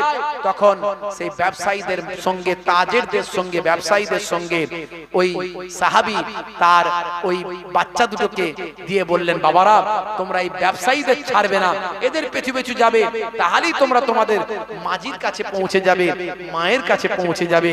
তোমরা যেন পথ হারিয়ে ফেলো না, পথ ভুল করে ফেলো না। তখন বাচ্চারা বুঝতে পারলো, আরে আমাদের আব্বা কোথায়, আমাদের আব্বা কোথায়। তখন বুঝতে পারলো, মনে হয় আমাদের আব্বা জান আর নাই। তাই আমাদেরকে সবার করতে বলা হচ্ছে, ধৈর্য ধারণ করতে বলা হচ্ছে, গায়ে মাথায় হাত বোলানো হচ্ছে, আমাদেরকে মাজির কাছে, মায়ের কাছে পাঠিয়ে দেয়া হচ্ছে। নিশ্চয়ই মনে হয় আমাদের আব্বা জান বেঁচে নাই, পরিস্থিতি খারাপ হয়ে গেছে। যদিও ছোট বাচ্চা, তবু বুঝতে পারছে, ঝরঝর করে গলা জড়াজড়ি করে দুই ভাই কান্নাকান্নি করছে। ইমাম মোহাম্মদ, ইমাম ইব্রাহিম ছোট্ট বাচ্চা দুটোকে ফজরের আগে, সুবে সাদেকের ওয়াক্তের আগে, অন্ধকার থাকতে থাকতে তাজেরদের সঙ্গে, ব্যবসায়ীদের সঙ্গে ছেড়ে দেয়া হলো। যাও বাবা, যাও, যাও বাবা, চলে যাও, এখানে থেকো না বাবা, জালেমরা তোমাদের সহ্য করবে না, তোমাদের মেরে ফেলবে, যাও বাবা, চলে যাও, চলে যাও বাবা, এই তাজেরদের ছাড়বে না, ব্যবসায়ীদের ছাড়বে না। এমন সময় বাচ্চা দুটো চোখ ভরা পানি নিয়ে তখন তারা কুফা ছেড়ে ওই ব্যবসায়ীদের সঙ্গে ভিড়েতে চলে যাচ্ছে। বেশ কিছুটা যাওয়ার পরে সে কি আর ব্যবসায়ীদের সঙ্গে তারা কি আর ধরতে পারে? ছোট ছোট বাচ্চা, একটু একটু বাচ্চা, 7 বছর 8 বছর 9 বছর বয়স, ওইটুকু বাচ্চা কি আর ব্যবসায়ীদের সঙ্গে যেতে পারে? কিছুটা যাওয়ার পরে পথ হারিয়ে গেল, ব্যবসায়ীদের হাত দেখতে পেল না, ব্যবসায়ীদের হারিয়ে ফেললো। কিছুটা যাওয়ার পরে এমন সময় দুটো বাচ্চা বলে, আর আমাদের মনে হয় যাওয়া হলো না, আমরা যেতে পারলাম না। তখন একটা বাগান ছিল, খাজুর বাগান, সেই বাগানের ভিতরে রাতের বেলা, ভোরের বেলা ঢুকে পড়েছে বাচ্চা দুটো। সেই বাগানের ভিতরে ঢুকে ঝরঝর করে দুই ভাই গলা জড়াজড়ি করে কাঁদছে, আরে আমার আব্বাজান তিনি আর নাই, আমার আব্বাজান আর নাই, আমরা কোথায় যাব? আমরা দুটো বাচ্চা, আমাদেরকে জালেমরা সহ্য করলো না, নবী বংশের আওলাদ আমরা, আমাদেরকে সহ্য করলো না, জালেমরা দুই ভাই গলা জড়াজড়ি করে কাঁদছে। এমন সময় একটা খাজুর গাছের গোড়ায় তারা বসে বসে কাঁদছে, আর সেখানে ঝর্ণার পানি নেওয়ার জন্য একজন বুড়ি মা এসেছে পানি নিতে। এসে দেখছে দুটো বাচ্চার কান্নার আওয়াজ শুনতে পাচ্ছি, কে বাচ্চা বাবা, কে বাচ্চা? গিয়ে দেখে আরে নবী বংশের কলিজার টুকরা, দেখেই বুঝে বোঝা যাচ্ছে কোনো ভালো বংশের সন্তান, চেহারায় নূর, চেহারায় আলো জ্বলছে, ইমানদারি চেহারা, কলিজার টুকরা। বাচ্চা দুটোকে বলে বাবা কেঁদো না, কেঁদো না, কি হয়েছে বলো তোমাদের, কেন কাঁদছো তোমরা, কারা? বাচ্চা দুটো সব খুলে বলেছে, আমরা ইমাম মুসলিম রাদিয়াল্লাহু তাআলা আনহুর কলিজার টুকরা সন্তান, আমাদের আব্বাজানকে মেরে ফেলা হয়েছে, শহীদ করা হয়েছে, আমাদেরকেও খোঁজাখুঁজি চলছে, তাই আমাদেরকে ছেড়ে দেওয়া হয়েছিল, কিন্তু আমরা যেতে পারিনি। পরে চিন্তা করো না, তোমাদেরকে আমি আমার কাছে গোপনে রাখবো। ওই মহিলা বাড়িতে নিয়ে গিয়ে গোপনে রেখে দিয়েছে। রাতের বেলা পরের দিন অন্য ঘরে লুকিয়ে রাখা হয়েছে, আর ওই বাড়ির যে স্বামী তার নাম হচ্ছে হারেস। হে তরুণ যুবকেরা, এমন সময় হারেস তার স্ত্রীকে বলছে, জানো তো দুটো বাচ্চাকে পাওয়া যাচ্ছে না, দুটো বাচ্চা পাওয়া যাচ্ছে না, ইমাম মুসলিমের দুটো বাচ্চা, ওই বাচ্চা দুটোকে যদি পেতাম তাহলে অনেক পুরস্কার পেতাম। ওবাইদুল্লাহ বিন জিয়াদের পক্ষ থেকে ওই বাচ্চা দুটোকে খোঁজার জন্য পুরস্কার ঘোষণা করা হয়েছে। হে তরুণ যুবকেরা, হে আমার মুরব্বিয়ানেরা, হারেসের স্ত্রী মনে মনে ভাবলো সর্বনাশ, তাহলে এই জালেম মনে হয় ওই সন্ধানে আছে। আহারে, আমি তো বাচ্চা দুটোকে লুকিয়ে রেখেছি। সেই সময় দেখতে পাওয়া যায় ভাইরা আমার, গভীর রাত হয়ে গিয়েছে। সেই সময় হঠাৎ করে বাচ্চা দুটো ঘুমিয়েছিল পাশের ঘরে গোপনে লুকিয়ে, হঠাৎ করে একজন স্বপ্ন দেখেছে, স্বপ্নে দেখে উঠে পড়েছে, ছোট ভাইকে অন্য ভাইকে তুলছে, ভাই ওঠো, ভাই মোহাম্মদ ওঠো, কি ভাই কা কি হয়েছে? বলে এখনই স্বপ্ন দেখলাম যে আল্লাহর জান্নাতের ভিতরে আমরা প্রবেশ করেছি, আল্লাহর জান্নাতের ভিতরে প্রবেশ করেছি, একটা সিংহাসনে একটা চেয়ারে বসে আছেন আখিরি জামানার পয়গম্বর, জগতের শেষ নবী, আর একটা চেয়ারে বসে আছেন আম্মা জান ফাতেমা জোহরা রাদিয়াল্লাহু তাআলা আনহা, আর একটা চেয়ারে বসে আছেন শেরে খোদা আলী মুর্তজা কারামাল্লাহু ওয়াজহুহু, আর একটা চেয়ারে বসে আছেন হযরত ইমাম হাসান রাদিয়াল্লাহু তাআলা আনহু, আর একটা চেয়ারে বসে আছেন আব্বা জান মুসলিম রাদিয়াল্লাহু তাআলা আনহু। এ তরুণ যুবকেরা, এই স্বপ্নের কথা বলে এক ভাই আর এক ভাই আবার কান্না শুরু করেছে, ঝরঝর ঝরঝর করে কাঁদে, একে একে অপরকে গলা জড়াজড়ি করে কাঁদে। তরুণ যুবকেরা, এই কান্নার আওয়াজ একটু জোরে হয়ে গেছে, পাশের ঘর থেকে হারেস শুনতে পেয়ে গেছে, বিবিকে তুলছে, ওঠো ওঠো ওঠো ওঠো, বাচ্চা কান্নার আওয়াজ পাচ্ছি, কোথায় আছে, ওঠো ওঠো। তখন বিবি মনে মনে করছে, স্ত্রী মনে মনে করছে, হাই রে সর্বনাশ, এই জালেম মনে হয় সন্ধান পেয়ে গেল। না না, কোনো কিছু আওয়াজ নয়। বলে না, ওঠো, আওয়াজ পেলাম। খোঁজাখুঁজি শুরু করে পাশের ঘরে গিয়ে দেখে, হাই রে হাই, যাদেরকে খুঁজছি তারাই তো আমার ঘরে কাঁদছে। তোমাদের কি তো খুঁজছি, কত পুরস্কার পাবো, ঠিক আছে বন্দি করে রাখলাম, সকাল হোক তোমাদের মাথা মুন্ডু কেটে আর ওই ওবাইদুল্লাহ বিন জিয়াদের টেবিলে নিয়ে যাব, অনেক পুরস্কার সেখানে গিয়ে পাবো। বুঝতে পারছেন কত বড় জালেম ওই হারিস। ভাইরা আমার, সকাল হয়ে গেল, দুই ছোট ছোট নাবালক বাচ্চাকে টেনে টেনে ফোরাত নদীর ধারের দিকে নিয়ে যায়, চলো তোমাদের মুন্ডু কেটে যদি নিয়ে যেতে পারি অনেক পুরস্কার পাবো। সেই সময় দুটো বাচ্চা হাউমাউ করে কেঁদে বলে, শোনো শোনো হারিস, শোনো শোনো চাচা, শোনো শোনো, আমাদের মেরো না, আমরা তো ছোট বাচ্চা, আমাদের মেরো না, আমাদের কি দোষ?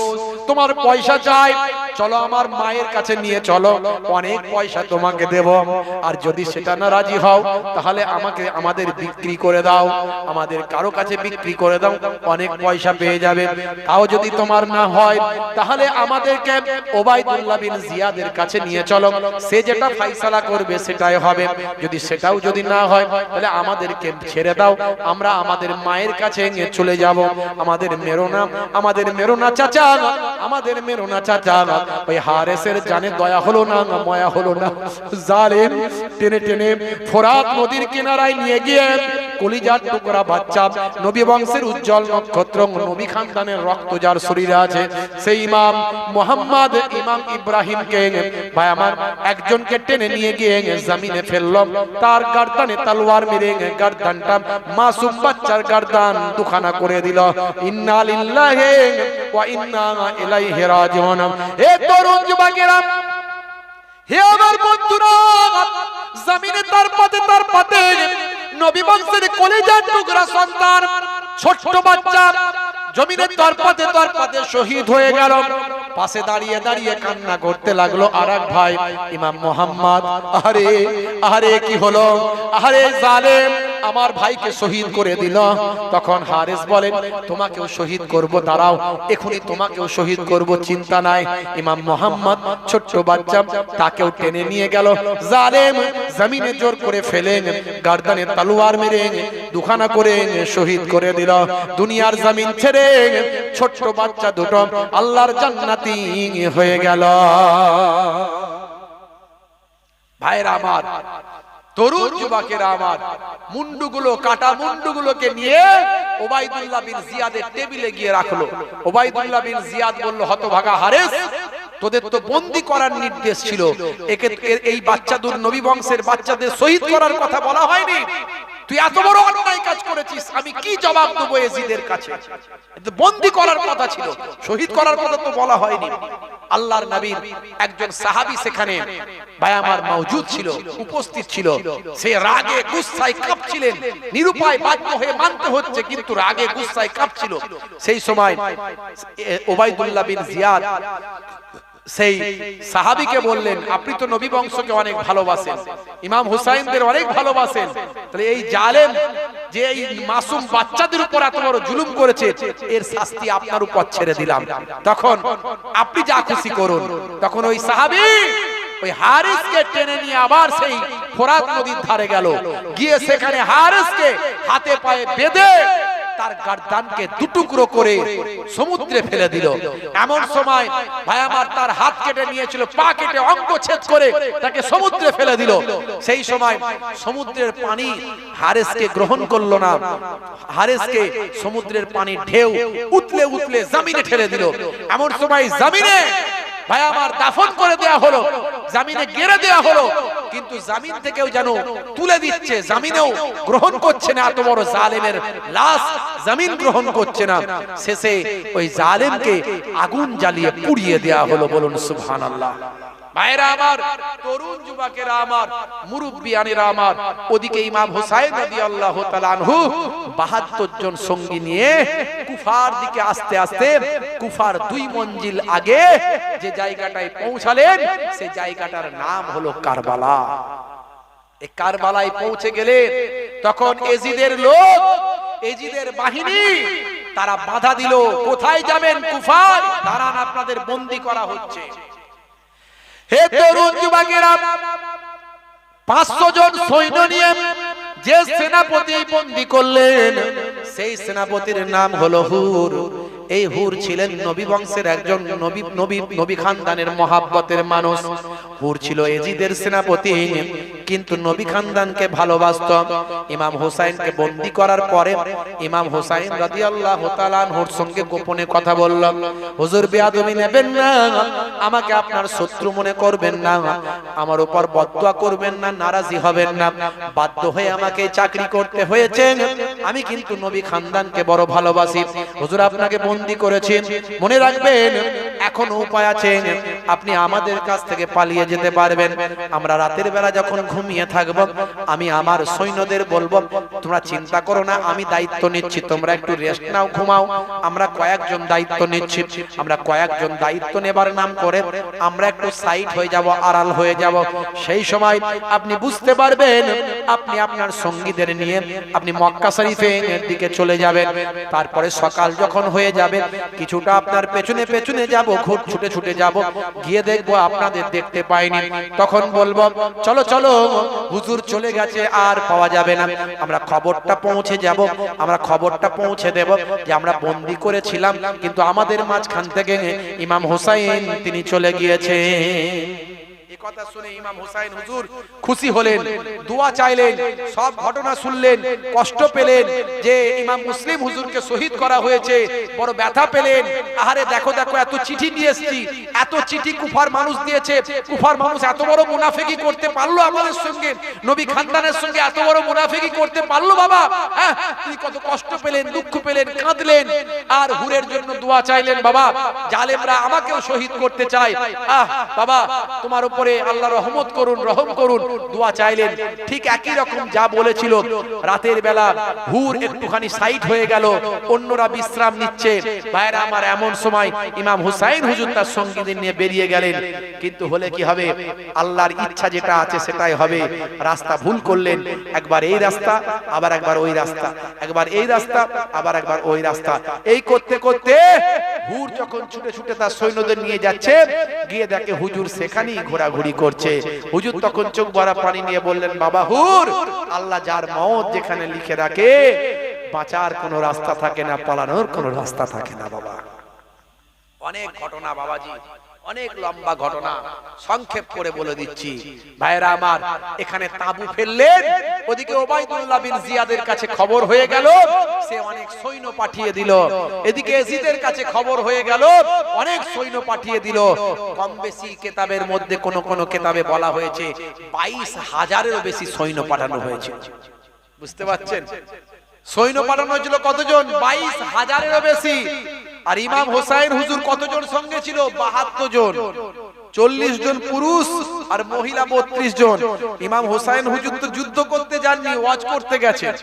এখন ওয়াজ করতে গিয়ে যদি তাকে যুদ্ধ করতে হয়, তিনি তো প্রস্তুত নন, কিন্তু তার উপরেও জালেমরা অন্যায় করছে, বলছে যুদ্ধ করতে হবে। নিরুপায় হয়ে ভাইরা আমার সেখানে তাবু ফেললেন, তাবু খাটালেন, সেখানে থাকলেন। আর ভাইরা আমার, ওই জালেমরা কি করলো? জালেমরা কি করলো? ফরাত নদীর পানিটা আটকে দিল। বলে পানি নবী খানদানকে খেতে দেয়া হবে না। তাদের কাছে যে পানি ছিল কয়েকদিনের মধ্যে শেষ। তখন তো আর কুয়া আর কূপ আর আপনার কি বলে কল এইসব তো ছিল না। নদীর পানি তখন তারা খেতেন, পরিষ্কার স্বচ্ছ পানি, নদীর পানি পাওয়া যেত, খেতেন। তখন নদী আটকে দিল, এখান থেকে আর পানি নেওয়া যাবে না। তো এমন সময় দেখা যায় এই সিচুয়েশনে, কঠিন পরিস্থিতির ভিতরে ভাইরা আমার, তরুণ যুবকেরা আমার, পানির জন্য হাহুতা শুরু হয়ে গেল কয়েকদিনের মধ্যে। কয়েকদিনের মধ্যে মুহররম মাসের 7 তারিখ তাবু খাটালেন, 10 তারিখের মধ্যে পানির জন্য এত হাহুতা শুরু হয়ে গেল। 3 দিন কি 2 দিন 3 দিন পানি না খেয়ে কেউ থাকতে পারে বলেন তো? থাকতে পারে? থাকতে পারে না। ভাইরা আমার, ছোট ছোট বাচ্চা আছে, পানির জন্য পিপাসায় অস্থির। বুঝতে পারছেন, নবী খানদানের ইমাম হুসাইনের বাড়িতে কাজের একজন মহিলা ছিলেন, তার নাম হলো কোমা। কোমা, এই কোমার একজন যুবক ছেলে ছিল, তার নাম হলো আব্দুল ওয়াহাব। হে তরুণ যুবকেরা, হে আমার বন্ধুরা, শুনে রেখে দিন বাবা, জেনে রেখে দেন।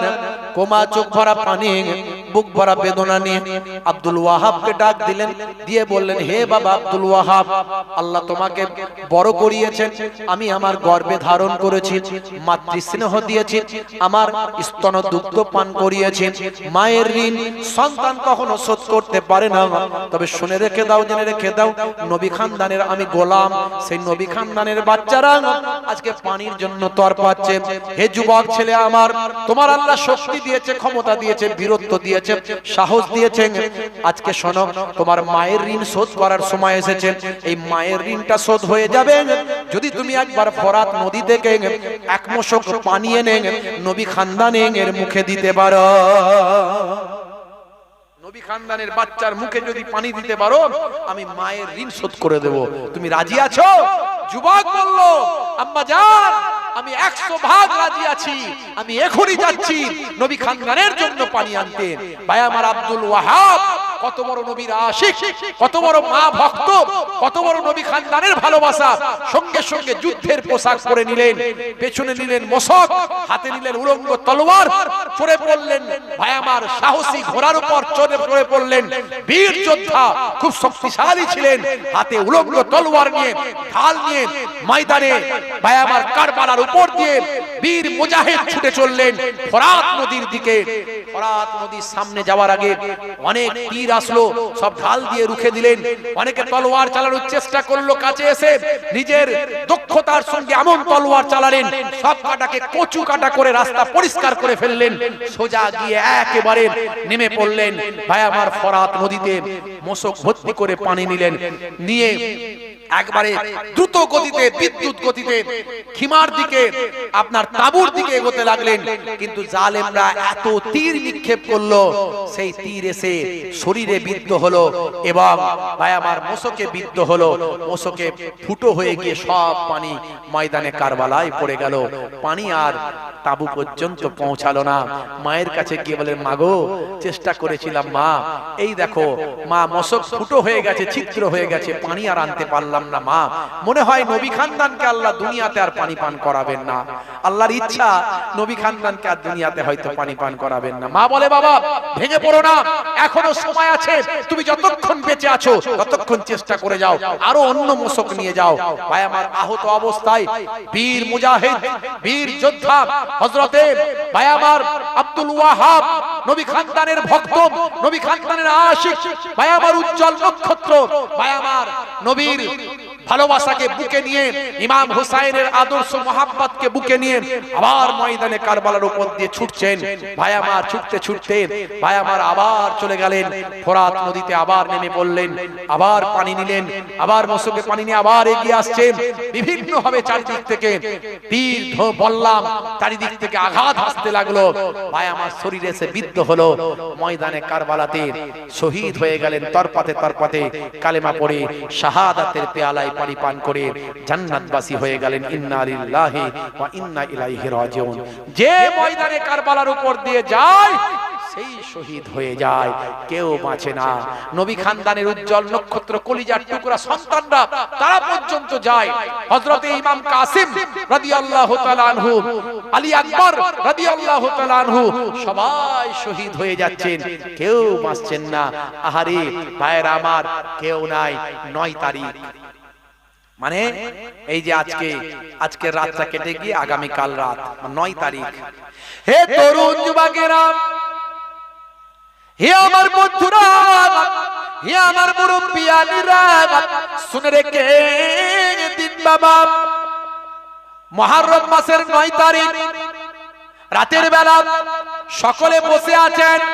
হযরত ইমাম হুসাইন রাদিয়াল্লাহু তাআলা আনহু সেই সময় তার সঙ্গীদের বললেন, শুনে রেখে দাও, জেনে রেখে দাও, তোমাদের সঙ্গে এজিদের দলের কোনো শত্রুতা নাই।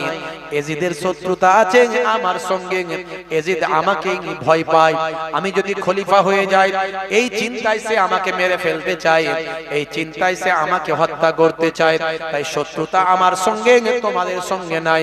আজকে শুনে রেখে দাও, জেনে রেখে দাও, তোমরা সকলেই চলে যাও। আমি লাইটটা বন্ধ করে দিচ্ছি, তামুর ভিতরে মশাল বন্ধ করে দিচ্ছি। আমার সামনে থেকে চলে যেতে তোমাদের চোখে লাগবে, খারাপ লাগবে, তোমাদের কষ্ট হবে। তাই অন্ধকারের ভিতরে তোমরা চলে যাও। আমি মশাল জ্বালিয়ে দেখব কেউ নাই, আমি একা ময়দানে যাব, আমার সঙ্গে যুদ্ধ হবে। আমাকে শহীদ করলে ওরা খুশি হয়ে যাবে, তোমরা অন্তত বেঁচে যাবে। আমি চাই না আমার জন্য তোমাদেরও জীবন চলে যাক। আমি মশালটা বন্ধ করে দিই, তাহলে অন্ধকারের ভিতরে তোমাদের চলে যেতে অসুবিধা হবে না, কারণ তোমরা আমার চোখের সামনে থেকে যেতে পারবে না, তোমরা হয়তো চলে যেতে কষ্ট পাবে। তাই আমি মশালটা, আলোটা বন্ধ করে দিচ্ছি। ভাইরা আমার, ইমাম হুসাইন রাদিয়াল্লাহু তাআলা আনহু আলোটা বন্ধ করে দিলেন। কিছু সময় নিস্তব্ধ হয়ে গেল, পরিবেশ স্তব্ধ হয়ে গেল। কিছু সময় পর যখন আবার মশাল জ্বালালেন, জ্বালিয়ে দেখেন যে যেখানে ছিলেন সে সেখানে আছেন, কেউ ইমাম হুসাইনকে ছেড়ে পালিয়ে যান না। এই হলো ঈমানি শক্তি। ঈমান যাবে না, জীবন যাবে, ঈমান যাবে না। আজকে মুসলমানদের ঈমানি শক্তি অনেক কমে গেছে। হে তরুণ যুবকেরা, জীবনের শেষ রাত মুহররম মাসের 9 তারিখ আল্লাহর কালামুল্লাহ পাক তেলাওয়াত করলেন রাতের বেলা। যে ময়দানে কারবালায় যায় সেই শহীদ হয়ে যায়। হে তরুণ যুবকেরা, হে আমার মুরব্বিয়ানেরা, শুনে রেখে দিন বাবা, জেনে রেখে দেন। হে মুসলমান, একটু লক্ষ্য করুন, রাতের বেলা এমন সময় আল্লাহর কালামুল্লাহ পাক তেলাওয়াত করলেন, নিজে তেলাওয়াত করলেন, স্ত্রী তেলাওয়াত করলেন, বাকিরাও তেলাওয়াত করলেন। হে তরুণ যুবকেরা, এমন সময় আল্লাহর কালামুল্লাহ পাক তেলাওয়াত করলেন, নামাজ ইবাদত বন্দেগী করলেন। ভাই আমার চোখটা একটু আর হয়েছেন, চোখটা লেগে গেছে, একটু ঠেস দিয়েছেন, চোখটা লেগে গেছে। সেই সময় হঠাৎ করে তিনি স্বপ্ন দেখতে লাগলেন।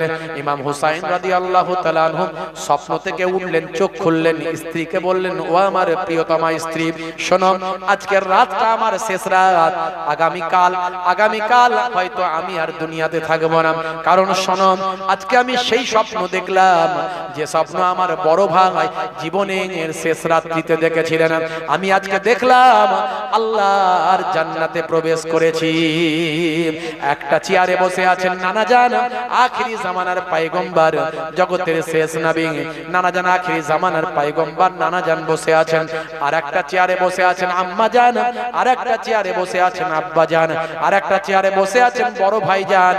নানা জান ডাকছেন, ভাই হোসেন, ভাই হোসেন, আর কতদিন দুনিয়ায় থাকবে? চলে এসো, চলে এসো, আল্লাহর জান্নাতে চলে এসো। নানা নাতি একসঙ্গে আল্লাহর জান্নাতে আরামে বসবাস করি। তবে মনে রাখবে ভাই হোসেন, তুমি আসার পরে দুনিয়ার জমিনে তোমার উপর অনেক মুসিবত চলবে, নাশাবারি করবে না, ধৈর্যহারা হয়ে যাবে না। কারণ তোমাদের দেখিয়ে কাল কিয়ামতের দিনে আমি আমার কোটি কোটি গুনাহগার উম্মতীদের নাজাত করাতে পারবো। হে তরুণ যুবকেরা, ফজরের আযান হলো। হুজুরের তাবুতে ফজরের আযান হলো। হুজুর ফজরের নামাজ পড়লেন। হে যুবকেরা, ইয়াজিদ বাহিনীর তাবুতেও ফজরের আযান হলো, তারাও নামাজ পড়লো। তাদের মুখেও দাঁড়িয়ে আছে, হুজুরের মুখেও দাঁড়িয়ে আছে, তারাও নামাজ পড়ে। হুজুর নামাজ পড়ে, তারাও তেলাওয়াত করে, হুজুরের তেলাওয়াত করে। তাদের দলেও আলেম হাফেজ আছে, হুজুরের দলে তো আলেম হাফেজ ছিল। হে তরুণ যুবকেরা, কিন্তু তফাৎটা অনেক বিশাল, তফাৎটা অনেক বিরাট। এদের মধ্যে নবী প্রেম ছিল, আর ইয়াজিদের দলের মধ্যে নবী প্রেম ছিল না। আমাদের সমাজের মধ্যেও দাড়িওয়ালা টুপিওয়ালা নামাজি আছে, কিন্তু নবী প্রেম নাই। ওগুলো ইয়াজিদের দলের মানুষ, যাদের মধ্যে নবী প্রেম থাকবে না, ওলি প্রেম থাকবে না। এক শ্রেণীর বক্তা, এক শ্রেণীর মানুষ আপনারা দেখতে পাবেন সমাজে। বুঝতে পারছেন? কোরআন পড়ে, তেলাওয়াত করে, নামাজ পড়ে, সব করে, নবী প্রেম যদি না থাকে ও ইয়াজিদের দলের মানুষ হয়ে যাবে, হুসাইনের দলের হবে না। হে তরুণ যুবকেরা, শুক্রবার 10ই মুহররম, বন্ধুরা আমার, তরুণ যুবকেরা আমার, স্ত্রী বলছেন, হে আমার প্রিয়তম স্বামী, পানির পিপাসায় অস্থির হয়ে যাচ্ছে। শত্রুতা আপনার সঙ্গে ছোট 2.5 বছরের আলী আসগার, অন্তত তার জন্য একটু তো ব্যবস্থা করুন। আপনার সঙ্গে শত্রুতা, কিন্তু আলী আসগার ছোট্ট বাচ্চা, নবী খানদানের বাচ্চা, সেই বাচ্চাটাকে একবার অন্তত ময়দানে কারবালায় গিয়ে জালেমদের একবার দেখান। জালেমদের যদি দয়া হয়, একটু যদি পানি দেয়। শত্রুতা আপনার সঙ্গে, বাচ্চাটার সঙ্গে তো শত্রুতা নাই। কয়েকদিন ধরে আমি পানি পান করি না, মাতৃদুগ্ধ শুষ্ক হয়ে গেছে, বাচ্চাকে আর পানি খাওয়ানোর মতো কিছু নাই।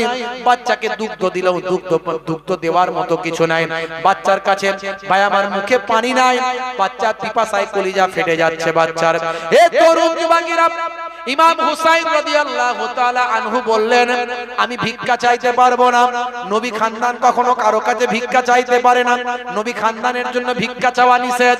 ইমাম হুসাইন রাদিয়াল্লাহু তাআলা আনহুর প্রাণের স্ত্রী বললেন, ও আমার প্রিয়তম স্বামী, আপনি পানি চাওয়া মানে ভিক্ষা চাওয়া নয়। নদীর পানি, এটা তো আল্লাহর দান, জালেমরা দখল করে রেখেছে। আপনি জালেমদের কাছে চাইছেন একটা ভিক্ষা চাওয়া নাই। যান যান যান, স্ত্রীর অনুরোধে চলে গেলেন বাচ্চাকে নিয়ে ময়দানে কারবালায়, দেখিয়ে বলেন, হে আমার নানা জানের উম্মতেরা, তোমরা তো আমার নানা জানের কালেমা পড়েছো, আমার নানা জানের কালেমা পড়েছো, আজানে আমার নানা জানের নাম নাও, নামাজে আমার নানা জানের নাম নাও। বাবা শোনো শোনো শোনো, এই আমার 2.5 বছরের শিশু বাচ্চাটাকে অন্তত একটু পানি দাও। আমার সঙ্গে তোমাদের শত্রুতা, আমাদের পানি দিতে হবে না, কিন্তু 2.5 বছরের একটা ছোট্ট বাচ্চাটাকে এক পেয়ালা যদি পানি দাও। তাহলে শোনো, তোমরা তো আমাকে চেনো, আমি সেই হুসাইন, যে হুসাইনকে নানা জান কোলে পিঠে মানুষ করেছেন, যে হুসাইনকে নানা জান চুম্বন করেছেন, যে হুসাইনকে নানা জান পিঠে চাপিয়েছেন, যে নানা জান হুসাইন, আমি সেই হুসাইন, আমি আমার নানা জান আখিরি জামানার পয়গম্বর, যাকে তোমরা নবী বলে মানো, যে নবীর কলেমা পড়ে তোমরা মুসলমান, সেই নবীর কোলে পিঠে চেপেই তো আমি বড় হয়েছি। আমার নানা জান হবেন হাউজে কাউসারের মালিক। ইন্না আতাইনাকাল কাউসার, হাউজে কাউসারের মালিক হবেন আমার নানা জান। সেই দিন আমি হুসাইন, আমি তোমাদের ঋণ শোধ করব। এই এক পেয়ালা পানির পরিবর্তে, আমার সন্তানকে এক পেয়ালা পানি দেওয়ার পরিবর্তে হাউজে কাউসার থেকে নানা জানকে বলে তোমাদের এক পেয়ালা আমি পানি দিয়ে দেব। জালেমদের কোনো দয়া হলো না, জালেমদের কোনো মায়া হলো না। একটা বিষাক্ত তীর ইমাম হুসাইনের দিকে নিক্ষেপ করলাম। ভাই আমার, ছোট্ট 2.5 বছরের আলী আসগারকে লক্ষ্য করে তীরটা ছুড়ল। আলী আসগার হুজুরের সিনা মোবারকে এসে তীরটা ঘেরে গেল, এপার ওপর হয়ে গেল। পিতার কোলে রক্তাক্ত অবস্থায় তরপাতে লাগলো, সারা শরীরে রক্ত ঝরে পড়ল। ইমাম হুসাইনের চেহারায় রক্ত ঝরে পড়ল। ইমাম হুসাইন হুজুরের সারা শরীরে রক্ত লেগে গেল। তরপাতে তরপাতে ছোট্ট আলী আসগার 2.5 বছরের সন্তান পিতার কোলেতে ইন্তেকাল করে শহীদ হলেন। ইন্না লিল্লাহি ওয়া ইন্না ইলাইহি রাজিউন। ওরে এজিদ সেনা, এই দেখ না পিপাসাই কাতরাই মোর ছেলে। ওরে এজিদ সেনা, এই দেখ না পিপাসাই কাতরাই মোর ছেলে। কোনো দয়া নাই, তীর সে চালায় আলী আসগারের ওই বুকেতে, আলী আসগারের ওই বুকেতে, ও আলী আসগারের ওই বুকেতে, আলী আসগারের ওই বুকেতে। মাকে স্ত্রীকে এসে বলে, দেখো গো, তোমার ইচ্ছা ছিল সন্তানকে দেখালে নাকি তাদের মনে দয়া হবে, তারা পানি দেবে। এই দেখো এই দেখো এই দেখো, তোমার সন্তান দুনিয়ার পানি আর পান করলো না, তোমার সন্তান জান্নাতের শরবত পান করবে। আহ, নবী খানদান যদি একবার দোয়া চাইতেন, একবার বদদোয়া করতেন, জালেমরা ধ্বংস হয়ে যেত। জিনেদের সরদার এসেছিল, এসে বলেছিল, ইমাম হুসাইন আপনি অনুমতি দিলে আমরা পাহাড় তুলে নিয়ে এসে জালেমদের উপর চাপিয়ে তাদের শেষ করে দেব। হুজুর বলেছিলেন, না না, এটা আমি পারবো না, আমি কখনো জুলুম করতে পারি না, আমি নবীর কলিজার টুকরা সন্তান, আমি নবীর কলিজার টুকরা নাতি ইমাম হুসাইন, আমি কখনো অত্যাচার করতে পারি না। আপনারা হলেন জিন, আপনাদের অনেক ক্ষমতা, আপনারা অনেক শক্তিশালী, এরা হলো মানুষ, এরা অবুঝ, এরা নাদান, এরা বোঝে না, তাই আমাদের উপর অত্যাচার করছে। আমি এদের ক্ষমা করে দেব, আমার নানাজান ক্ষমা করে দিয়েছেন, আমি কখনো মারতে পারি না, আমি কখনো ধ্বংস করতে পারি না, আমি বদলা নিতে পারি না, না না না না না, আপনাদেরকে কখনো অনুমতি দিতে পারি না, আপনারা চলে যান। ভাইরা আমার, ইমাম হুসাইন রাদিয়াল্লাহু তাআলা আনহু জীবনের শেষ দিন, জুম্মার সময়, কিছু সময় আগে জালেমরা বলল, বেরিয়ে আসুন, লড়াই এবার আপনার সঙ্গে।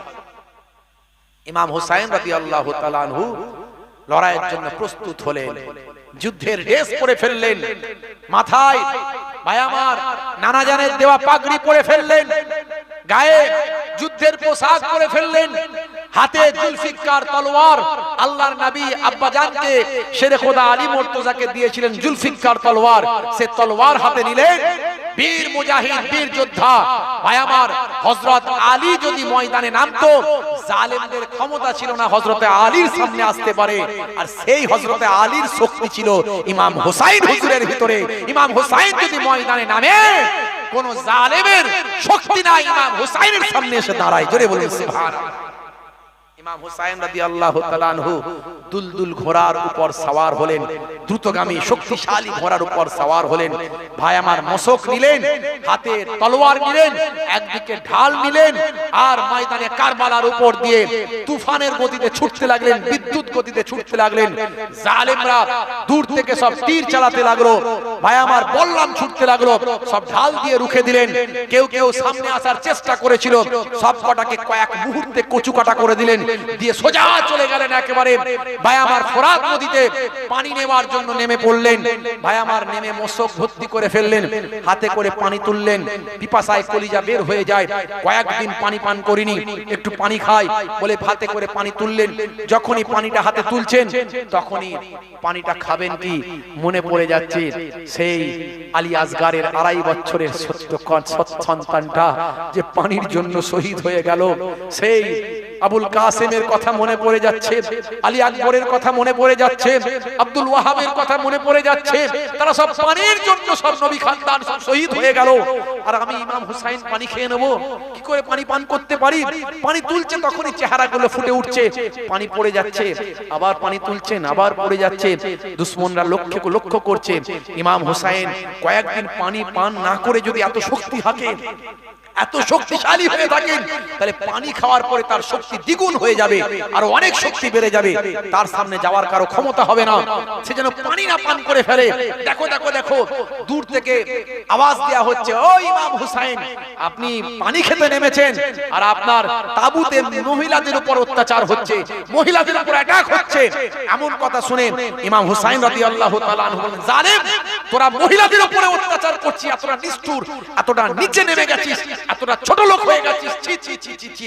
ইমাম হুসাইন পানি আর পান করলেন না, সঙ্গে সঙ্গে দুলদুল ঘোড়ায় উঠলেন, আবার এক করা মারলেন, বিদ্যুৎ গতিতে জালেম বেঈমানদের কাফেরদের কচুকাটা করতে করতে সুজা তাবুতে চলে আসেন।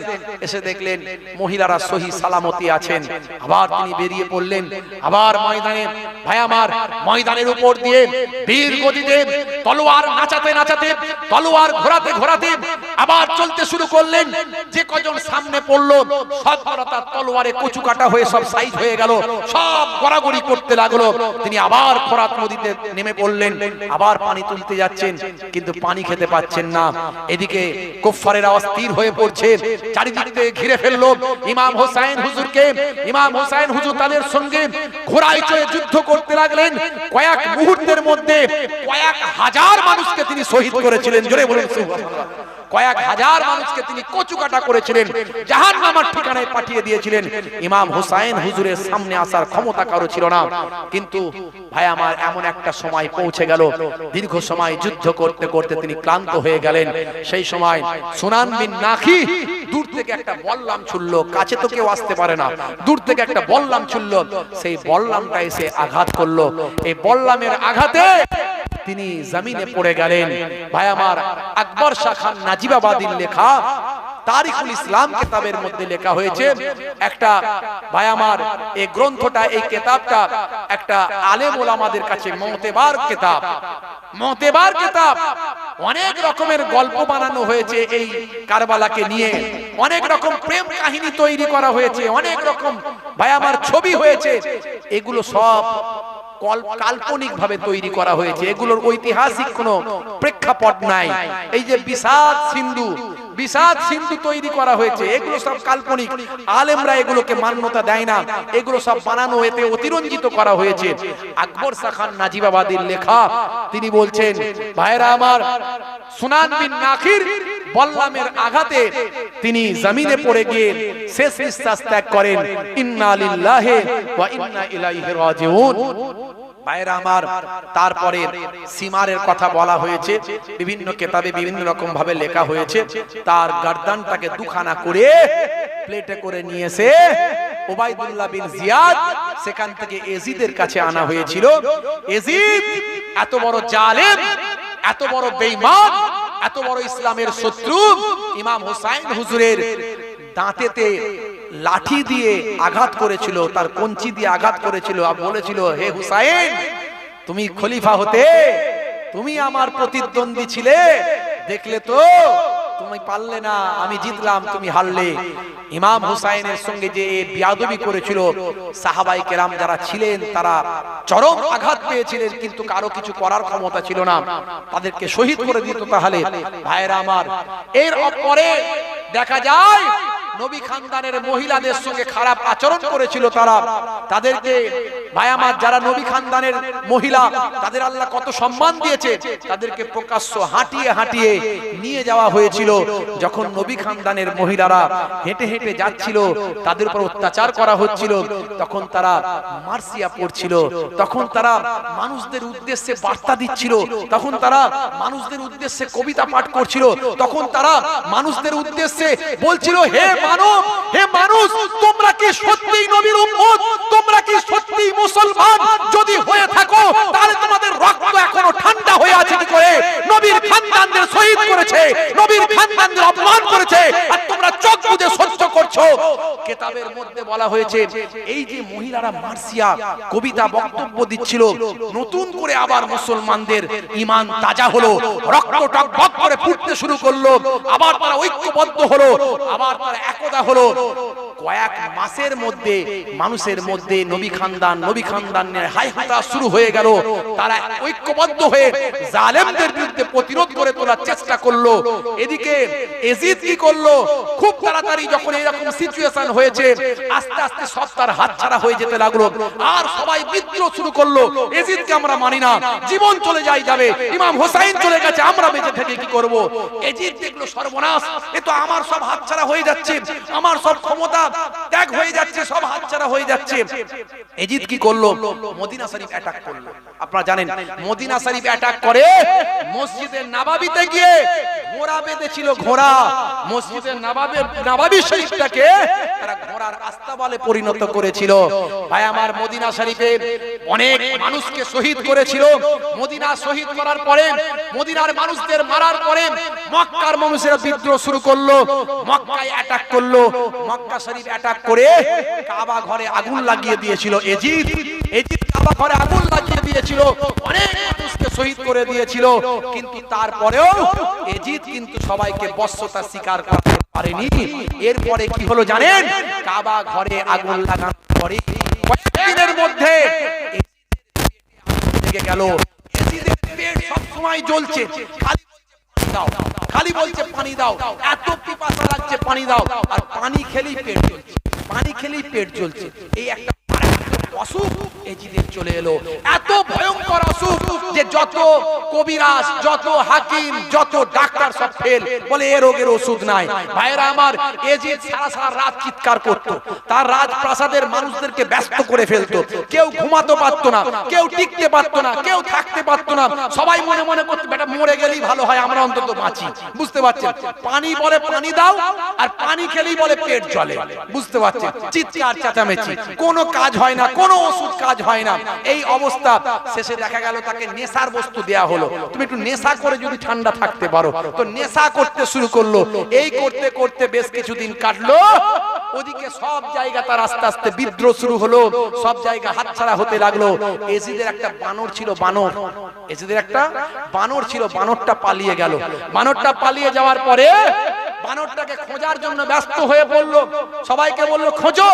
তার সঙ্গীরা বলল যে মহারাজ, হুজুর, যদি আপনিও আমাদের সঙ্গে একটু যেতেন, জঙ্গলে যেতেন, আমরাও জঙ্গলে খুঁজতে যাচ্ছি, আপনিও গেলে আপনারও ভালো লাগতো, মনটা একটু ফ্রেশ হতো, মাইন্ডটা একটু পরিষ্কার হতো, শরীরটাও ভালো লাগতো, আর আপনি একটু খুঁজলেন। এরা মনে মনে করছে, বেটা যদি আমাদের সঙ্গে যাই, ওইখানে গিয়ে যদি মরে পড়ে যায় তাহলে একটু ভালো হবে, অন্তত আমরাও বাঁচবো। বুঝতে পারছেন? আর রাজ দরবারের লোকজনও ভাবছে সে তারা নিষ্কৃতি পাবে, বুঝলেন? সেও মনে মনে ভাবছে তাহলে আমার একটু মন মানসিকতাটা ভালো হবে, যাই আমিও খুঁজতে যাই। দুলদুল ঘোড়ায় চাপলো। দুলদুল ঘোড়া, যে ঘোড়াটা ইমাম হোসাইন হুজুরের ছিল, সেই ঘোড়াটাকে ও পছন্দ করেছিল বেটা, এরপর থেকে সেটাকে ও চাপছিল। বুঝতে পারছেন? দুলদুল ঘোড়ায় চাপলো, কিন্তু ঘোড়া যে এই সময় বদলা নেবে কেউ জানে না। ভাই আমার, ঘোড়ায় দড়ি দিয়ে ঠিক মতো করে বেঁধে ধরে নিয়ে ঘোড়ায় চড়ে যাচ্ছে। জঙ্গলের ভিতরের কাছাকাছি যাচ্ছে, দ্রুত গতিতে ঘোড়া চলতে লাগলো। ঘোড়ার রশিটা পড়ে গিয়ে এজিদের পায়ে জড়িয়ে গেল, আর ঘোড়া এমন লাফ দিল যে এজিদ ডিগবাজি খেয়ে পড়লো জমিনে, আর পায়ের সঙ্গে রশিটা জড়িয়ে গেল। জড়িয়ে গিয়ে ওই ঘোড়াও ছুটছে, আর ও বেটা মাটিতে জমিনে পাথর, তখন তো পাথর, সব পাথরের উপরে ও মানে ঘিসরাচ্ছে, ঘিসরে ঘিসরে ঘিসরে ঘিসরে ঘোড়া কিন্তু থামেনি। এমন অবস্থা হলো এজিদ যখন মারা গিয়েছিল, ওর কোনটা মাথার পেছন দিক আর কোনটা সামনের মুখ মুখ কেউ চিনতে পারেনি। এজিদের মৃত্যুটা এত নির্লজ্জ ভাবে হয়েছিল। আরবের মানুষেরা বলেছিল ওর পেটে আগুন লেগেছে, ও কাবা ঘরে আগুন লাগিয়েছে, কাবা ঘর জ্বালিয়েছে, আল্লাহ ওর পেট জ্বালিয়ে দিয়েছে, ওর রোগ আর ভালো হবে না। আরবের মানুষরা সব বুঝে গিয়েছিল, মক্কা শরীফের মানুষরা বুঝে গিয়েছিল, আরবের মানুষ, দামেস্কের মানুষ সব বুঝে গিয়েছিল। এইভাবে একটা জালেম ধ্বংস হয়েছিল। আল্লাহ পৃথিবী থেকে এজিদকে ধ্বংস করে দিলেন, আর যারা তার সঙ্গীরা ছিল তারা সবাই পরে মারা গিয়েছিল, কারণ আবার নতুন করে ইসলাম ঐক্যবদ্ধ হয়েছিল। ইমাম হুসাইনের বদলা নেওয়ার জন্য মুসলিমরা উঠে পড়ে লেগেছিল। পরবর্তীকালে ওই জালেমদেরকে সবাইকে, মারওয়ান থেকে শুরু করে ওবাইদুল্লাহ বিন জিয়াদ থেকে শুরু করে সবাইকে, জালেমদেরকে সব হত্যা করা হয়েছিল। এইভাবে ইসলাম আবার জিন্দা হয়েছিল। ইসলাম জিন্দা হোতা হে হর কারবালা কে বাদ। জোরে হবে না, জোরে হবে না ভাই।